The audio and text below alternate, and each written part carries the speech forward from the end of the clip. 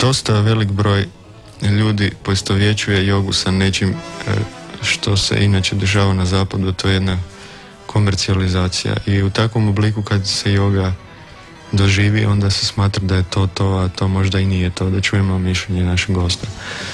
Will you explain us shortly what is actually the appearance of yoga popularization in a commercial way in the West, and what is your opinion about it? What is the actual benefit of this? Actual yoga should not be propagated in a commercial ways. Zapravo yoga se ne bi smjela propagirati na komercijalan način. But now people started to earning money.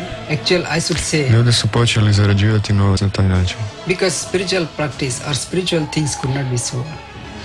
Spiritualne stvari, spiritualna praksa se ne može nikome prodavati. Because why we propagate this? Zašto mi to propagiramo? We preach without money, without any return.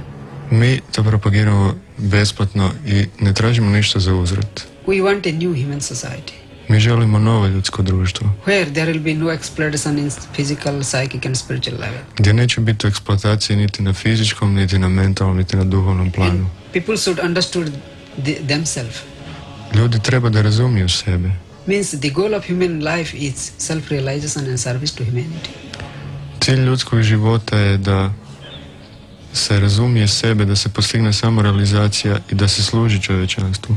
But people in different ways they are explaining and ali ljudi to objašnjavaju na različiti način. Making it commercial. I stvaraju od toga posao. I should say, if in a true sense, if we realize ourselves, the cosmic consciousness each and every objects or each and every human being. Ako mi stvarno realiziramo sebe, otkrićemo kozmičku svijest u svakoj suštini, svakoj kreaciji, u svakom biću. Then we can build a new human society. I na taj način možemo stvoriti novo ljudsko društvo. And we can establish the universal brotherhood. I možemo ustanoviti kozmičko bratstvo. Because univerzalno bratstvo. If we feel that the cosmic entity is in each and every human being or every object.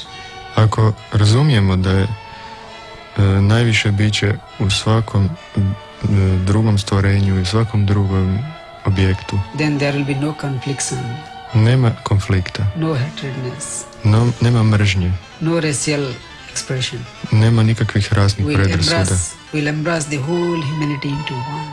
Svi ćemo zagrliti cijelo čovječanstvo u jedno. Because human society is individual and it is. Ljudsko društvo je nedjeljivo. It is one. I jedno je. So, I think if people will understood and realize the same spirit, ako će ljudi shvatiti, we can have a happy society. Mi možemo imati vrlo sretno društvo. And in true sense, as people say, the heaven can come to the earth. I u pravom smislu raj može doći na zemlju.